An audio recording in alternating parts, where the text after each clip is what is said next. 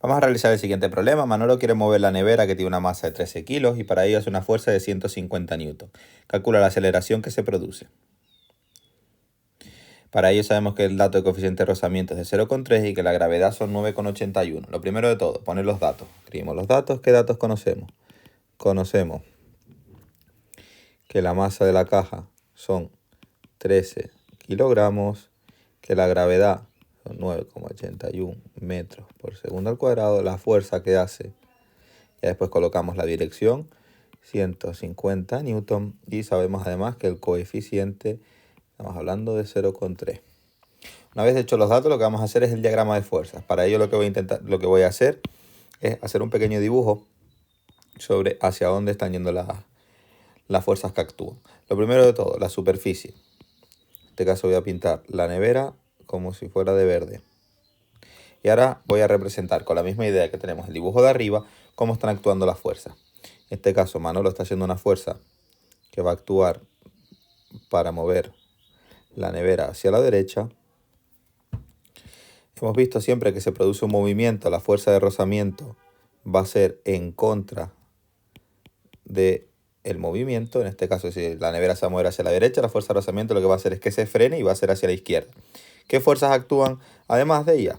Pues la nevera en este caso tiene un peso debido a que tiene una masa, el peso siempre va hacia abajo.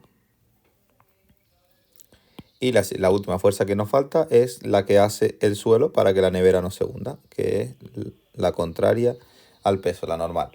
Una vez visto todo esto, lo que vamos a empezar es a resolver el problema. Para ello vamos a actuar en función de los ejes. Primero vamos a actuar en el eje Y. Siempre empezamos primero por el eje Y. ¿Qué fuerzas actúan en el eje Y? Recordar, un eje viene a ser X e Y. En el eje Y, ¿qué fuerzas actúan? Pues lo que nos dice la fórmula es que la suma de todas las fuerzas es igual a la masa por la aceleración. ¿Qué fuerzas actúan en el eje Y? Y es aquí donde voy a poner los signos. Todo va a ser positivo. Los signos me lo va a dar en función de cómo se muevan los vectores. La normal, que es hacia arriba, el peso, que es hacia abajo, negativa. En ese eje no se mueve, no existe movimiento, entonces tenemos que n menos p es igual a 0. Aquí sabemos que p siempre es la masa del objeto por la gravedad, igual a 0. Por tanto, n es igual a la masa del objeto por la gravedad. Lo que está negativo pasa por el otro lado positivo. Podemos calcularlo y no es más que, sustituyendo los datos, 13 por 9,81. Eso nos sale 13 por 9,81.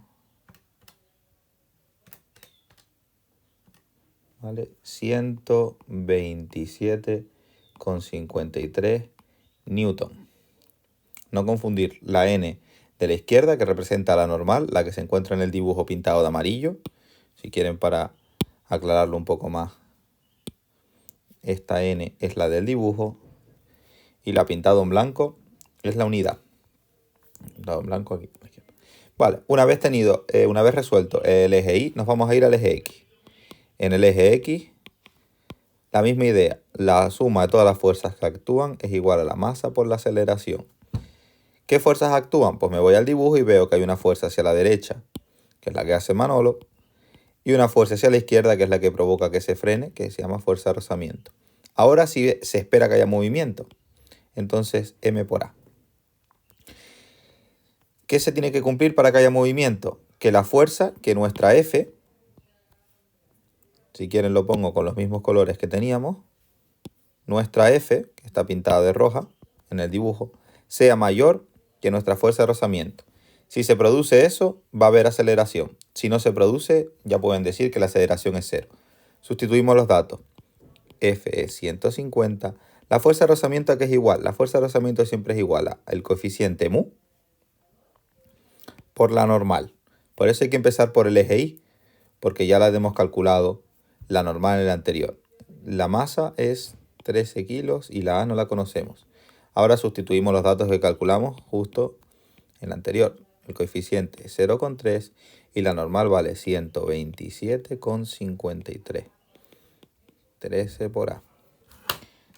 0,3 por 127,53.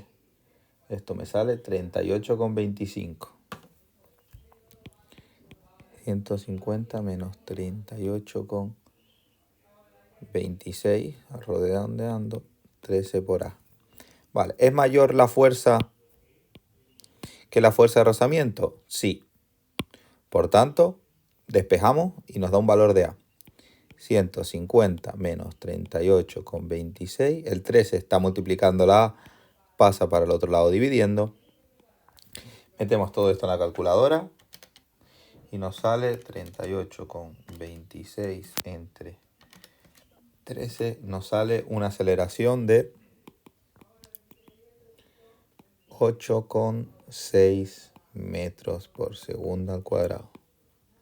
Ese sería el resultado del problema. Los pasos a tener en cuenta: todos estos problemas siempre se realizan de la misma forma. Lo primero, nos vamos colocamos los datos. Hacemos el diagrama de las fuerzas que actúan. Recordar, siempre que tiene un objeto masa va a haber una fuerza peso. Y siempre que esté en una superficie va a haber una fuerza normal. Así que esas dos siempre las vamos a tener. La fuerza y la fuerza de rozamiento dependen de hacia dónde se esté empujando el objeto. Una vez dibujado el diagrama, nos vamos al eje Y para conocer la normal. Recordar aquí que siempre sabemos que el peso es igual a la masa por la gravedad del planeta en el que se encuentra. Una vez conocemos la normal, nos vamos a nuestro eje X. En nuestro eje X colocamos las fuerzas que actúan en el eje X y como ya conocemos la fuerza de rozamiento, que no es más que el coeficiente por la normal, despejamos y conocemos la aceleración.